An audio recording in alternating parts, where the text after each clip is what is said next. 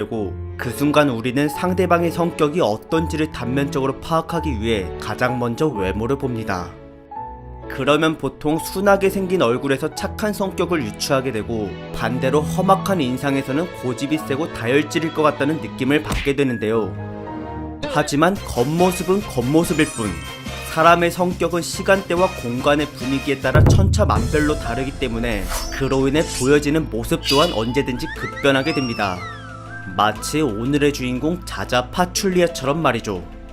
겉으로 보기에는 순진한 외모와 함께 착하고 천진난만한 심성을 가진 것 같지만, 사실 그는 NBA에서 역대급으로 악질적이었던 더티 플레이어입니다. 반칙들이 워낙 거칠고 비겁하다 보니 일부러 상대방에게 부상을 입히려 했다는 고의성에 대한 논란이 끊이지 않았고, 그럴 때마다 파출리아는 경기 중에 일어난 모든 것에 대해 왈가왈부하는 건 그저 유치한 짓에 불과하다고 딱 잘라 말했습니다. 이처럼 남이 다치든 말든 상관없이 이기기 위해 수단과 방법을 가리지 않았던 그는 끝내 팬들과 선수들에게 공공의 적으로 내몰리고 말았는데요. 대체 얼마나 심각한 반칙들을 저질러 왔길래 이렇게까지 미움을 받게 된 건지 지금부터 한번 알아보도록 하겠습니다.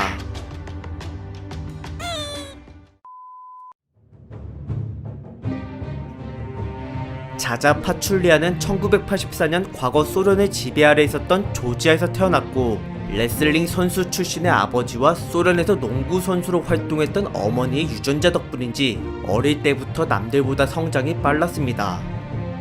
그런 아들을 바라보며 흐뭇해하고 있었던 아버지는 언젠간 그가 자신의 뒤를 이어 유명한 레슬러가 되어주길 원했는데, 거기에 매력을 못 느꼈던 파출리아는 9살 때 농구를 선택하고 어머니에게 기초부터 지도를 받기 시작했습니다.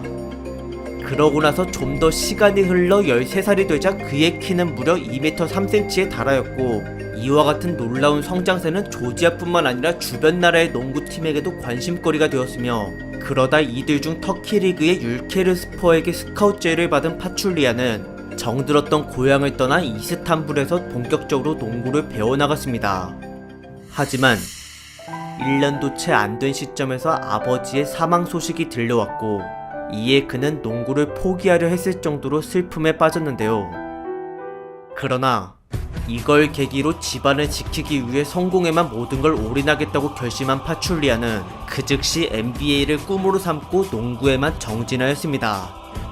이러한 마음가짐 덕분에 그는 일찍이 16살부터 실력을 인정받아 1군에 오를 수 있게 되었고, 동시에 조지아 국가대표로도 데뷔를 하였으며, 그로부터 4년 동안 터키에서의 프로 생활 끝에 리그 챔피언과 컵 대회 우승을 수차례 달성하는 성과를 이루어냈습니다.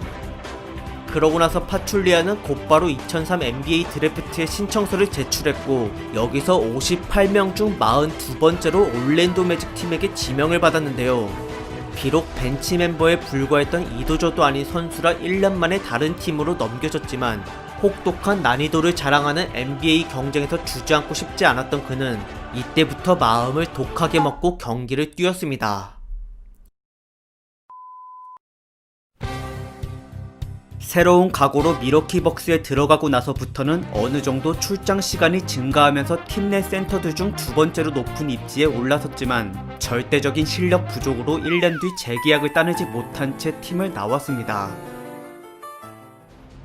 그러나 때마침 쓸만한 센터가 아예 없어서 고민 중이었던 애틀랜타 호크스에게 영입 제의를 받게 되었으며, 그렇게 시기를 잘 탄 덕분에 주전 선수로서 자신의 기량을 마음껏 펼칠 수 있었던 파출리아는 커리어 처음으로 평균 득점 2자리를 달성하였습니다. 그러고 나서 다음 시즌에는 전보다 더 높은 평균 12.2득점을 기록하였고, 이로써 그는 얼추 NBA 수준에 맞는 기량을 가진 듯 보였습니다.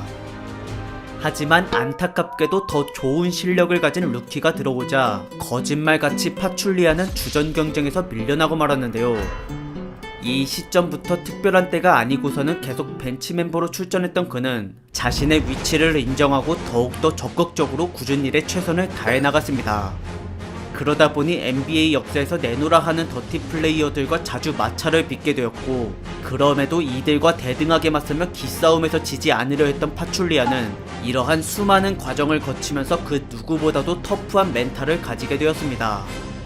그리고 때마침 그가 벤치로 물러나게 된 시즌부터 팀의 성적이 상위권에 안착하였고 그 후로 6년 연속 플레이오프에 진출하기까지 하였는데요.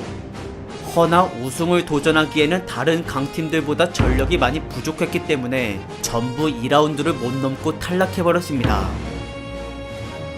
그래도 이제껏 10년을 뛰면서 센터 본연의 가치가 어느 정도 상승하였고 이를 알아본 미러키 벅스는 다시 한 번 더 그를 데려와 이번에는 주로 선발로다가 기용을 해줬습니다.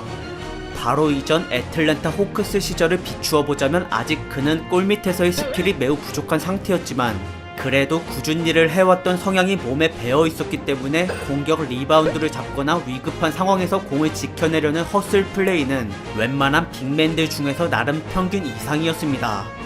게다가 의외로 패스에 대한 감각이 뛰어나서 상대 선수뿐만 아니라 많은 팬들이 놀라기도 하였는데 비록 수비할 때는 비교적 짧은 팔과 더불어 위치 선정과 타이밍이 좋지 않았기에 블락 능력은 커리어 내내 평균 0.5개를 한 번도 못 넘길 정도로 매우 형편이 없었지만 그래도 이 치명적인 단점을 커버하고자 그는 사방팔방으로 돌아다니며 동료들에게 스크린 몸빵을 서주었고 상대 빅맨과의 치열한 경합에도 적극적으로 나서며 공격권을 쟁취하였습니다. 이처럼 몸빵 좋고 센스 넘치고 투지 가득한 파출리아는 2년을 미러키에서 보내고 15-16 시즌부터 댈러스 매버릭스로 넘어가 완전히 주전자리를 차지하였는데요.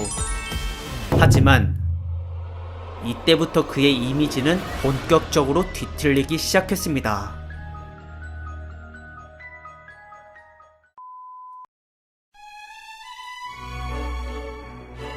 NBA에 입성한 지도 벌써 13년차가 됐고 나이도 31살에 접어들었지만 사실 센터로서의 기량은 지금부터가 전성기였습니다. 그는 빅맨의 필수 능력인 리바운드를 커리어 역사상 가장 높은 수치로 잡아냈으며 이제는 온몸을 내던지는 것 뿐만 아니라 상대방이 못 가져가게 공중에서 공을 튕겨내는 식의 칩아웃이란 기술까지 쓰면서 팀을 위해 미친듯이 헌신하였습니다. 덕분에 그의 공격 리바운드 개수는 전체 NBA 선수들 중에서 5번째로 높아졌고 반면 블락은 여전히 엉망이긴 하지만 슈팅을 견제하는 데 있어서는 어느 정도 듬직한 모습을 보여줬습니다. 물론 공격할 때 또한 아직도 헤매는 모습이 많긴 하였지만 그래도 가끔은 깜짝 놀랄만한 반전 매력을 보여준 적도 있으며 게다가 패스와 스크린 플레이에 대한 능력이 뛰어나다 보니 많은 상대편 빅맨들이 그에게 긴장을 할 수밖에 없었습니다. 하지만 강력한 우승 후보 팀의 앞에서는 이와 같은 눈부신 활약들이 절대 나오질 못했는데요. 특히나 샌안토니오 스퍼스와의 경기가 대표적이었으며 이 팀의 수비와 공격은 둘 다 전체 30개 팀들 중에서 1등이었습니다. 그들과 맞붙었던 4번의 경기는 전부 파출리아의 패배로 끝이 났는데 당시 그는 졌지만 잘 싸웠다라는 식의 투혼을 펼치기는커녕 사람들에게 더티 플레이어라고 인식이 박힐만한 모습밖에 보이질 않았습니다. 그는 상대편 에이스인 카와이 레너드의 팔을 마치 빠지게 만들려는 식상으로 밑에서 끌어당긴 채 돌려댔으며 어떨 때는 팔 뒤꿈치를 지나치게 위로 휘둘러서 상대방을 위협하기까지 하였습니다. 그리고 심판이 보든 말든 상관없이 노골적으로 상대방의 얼굴에 발찌검을 하였고 원정으로 나간 경기에서는 엘보우로 얼굴을 진짜 때리기도 했습니다. 원래부터 워낙 다혈질적이고 거친 플레이를 주로 한다는 건 알고 있었지만 이 정도로 선을 넘어서까지의 모습은 거의 처음이나 마찬가지였는데요. 그러나 파출리아의 만행은 여기서 그치지 않았습니다. 댈러스와의 계약이 끝난 뒤 우승후보 영순위인 골든스테이트 워리어스로부터 연락을 받은 그는 일부러 자신의 연봉을 50%가량 낮춰 1년 계약을 맺었고 챔피언 반지를 얻을 수 있는 이 기회를 놓치지 않기 위해 더욱더 열을 내며 경기를 뛰었습니다. 몸싸움 경합 도중 조금이라도 걸리적거리면 마치 한 대 칠 것 마냥 손을 강하게 뿌리쳤고 그러다 진짜로 싸대기를 때리기까지 했으며 상대팀 에이스를 도발해보고자 일부러 지나가는 듯이 얼굴을 치기도 했습니다. 어느 날은 오히려 먼저 엘보우를 맞은 적도 있었지만 그러자 그는 거의 보복이나 다름없을 정도로 상대의 안면을 거침없이 밀쳐버렸는데요. 본인은 공만 건드린 상태로 스틸에 성공했다며 스스로를 변호했지만 고통스러워하는 상대를 발로 밀며 당황하지 않은 표정으로 바라보았던 파출리아의 모습은 누가 봐도 고의성이 있었다고 판단할 수밖에 없었습니다. 하지만 그는 이를 더티 플레이와는 전혀 무관하다고 말하며 계속 거친 플레이를 하겠다는 뉘앙스를 풍겼는데, 하필 골든스테이트에는 드레이먼드 그린이라고 이와 비슷한 부류의 선수가 또 한 명 존재했기 때문에 실력과 심리전에서 이 팀을 이길 수 있을 만한 상대는 아무도 없었습니다. 그리고 이 기세는 플레이오프에서도 마찬가지였고, 1라운드와 2라운드를 모두 4대 0으로 휩쓸어버린 골든스테이트는 3라운드에서 갑자기 첫 패배를 당할 위기에 직면하였습니다. 그 상대는 바로 전체 팀들 중에서 두 번째로 공격이 강력하고 첫 번째로 수비가 단단했던 샌안토니오 스퍼스. 이때 골든스테이트는 홈구장인데도 불구하고 샌안토니오의 에이스 카와이 레너드의 맹활약 때문에 20점 차 이상으로 경기를 끌려가고 있었는데요. 이걸 파출리아가 극적인 승리로 바꾸어 버렸습니다. 레너드의 발목을 다치게 만들어서 말이죠. 보통 점프슛을 막을 때에는 수비수가 공격자에게 어느 정도 착지 공간을 남겨줘야 합니다. 하지만 공격 시간이 임박한 상황에서 쏜 슈팅이다 보니 이를 필사적으로 막으려 했던 파출리아는 마지막에 두 번의 스텝을 밟게 되면서 레너드의 착지 공간을 깊숙이 침범하였고, 결국 이걸로 인해 에이스를 잃게 된 샌안토니오는 다 잡았던 승리마저도 2점 차로 놓치면서 그 이후에 나머지 3경기까지 모두 연달아 패배하고 말았습니다. 이에 분노한 샌안토니오 팬들은 파출리아에게 소송을 걸고 그의 자식들을 향해 SNS로 신변에 대한 위협을 가하기도 했는데요. 그만큼 레너드의 발목 부상 사건은 매우 민감한 이슈였습니다. 하지만 고의성에 대한 여부는 반반으로 의견이 갈릴 정도로 확실하지 않았고, 레너드 본인 또한 일부러 그런 것 같지 않다고 말했기 때문에 일단은 어쩔 수 없이 넘어가게 되었습니다. 그러나 결승전에서도 그의 더티 플레이는 계속되었는데, 스크린 몸빵 도중 어깨로 수비수의 얼굴을 치면서 진로 방해를 하거나 복잡한 상황에서의 볼 경합 도중 상대의 가랑이를 가격하기도 하였습니다.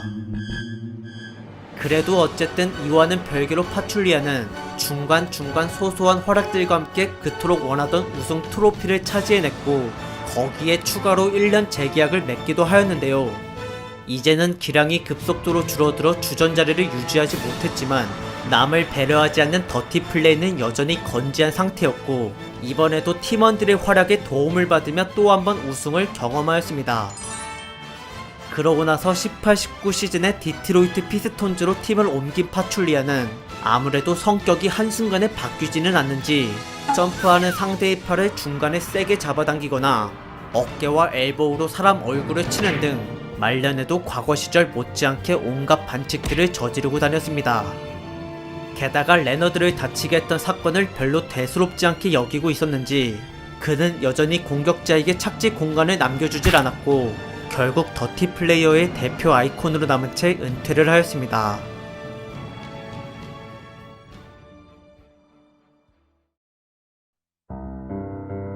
NBA에서 살아남기 위해 터프한 플레이를 할 수밖에 없었지만 동업자 정신이 너무 부족한 나머지 그는 도를 넘은 반칙들을 많이 저지름과 동시에 이를 전부 자신의 승부욕으로 포장하였습니다.